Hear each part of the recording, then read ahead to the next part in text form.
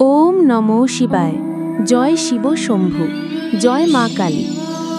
এই মাসের শ্রাবণী অমাবস্যা অত্যন্ত গুরুত্বপূর্ণ ও পুণ্যতিথি হিসাবে গণ্য করা হয়। এই শ্রাবণী অমাবস্যা উড়িষ্যায় চিতলগি অমাবস্যা এবং উত্তর ভারতে হরিয়ালি অমাবস্যা নামেও পরিচিত। শাস্ত্র অনুযায়ী এই তিথি পুণ্য সঞ্চয়ের জন্য অত্যন্ত শুভ, কারণ শ্রাবণ মাস ভগবান শিবের প্রিয় মাস এবং তার সঙ্গে প্রকৃতির গভীর যোগ রয়েছে। তাই মহাদেবকে প্রসন্ন করতে এই তিথির মাহাত্ম্য অপরিসীম।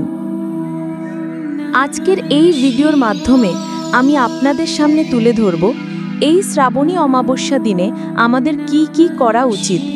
আশা করি দর্শক বন্ধুরা এই ভিডিওটি আপনাদের সমৃদ্ধ করবে, তাই অনুরোধ করছি ভিডিওটি মনোযোগ সহকারে শেষ পর্যন্ত দেখুন।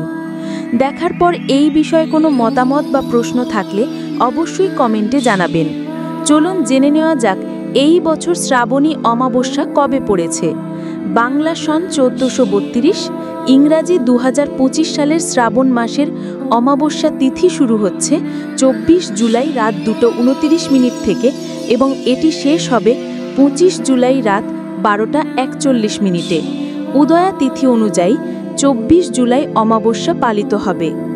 হরিয়ালি অমাবস্যা বা শ্রাবণী অমাবস্যায় পিতৃতর্পণ, দান পুণ্য, পবিত্র নদীতে স্নান, ধ্যান করা শুভ।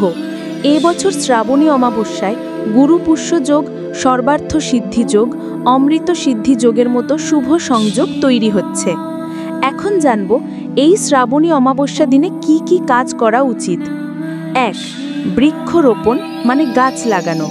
এই দিনের সবচেয়ে পুণ্যময় কাজ হল বৃক্ষরোপণ। শাস্ত্র অনুযায়ী শ্রাবণী অমাবস্যা প্রকৃতির পবিত্র সময়, তাই অন্তত একটি গাছ নিজের বাড়ির ভেতরে বা বাইরে অবশ্যই লাগান। এতে যেমন পিতৃদোষ, গ্রহদোষ থেকে মুক্তি পাওয়া যায়, তেমনি প্রকৃতির ভারসাম্য রক্ষা হয়।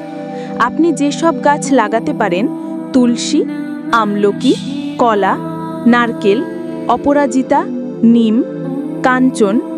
এছাড়াও নিচের যে কোনো একটি গাছ লাগানো খুবই পুণ্যজনক। বেলগাছ, অশ্বত্থ গাছ, পিপল গাছ,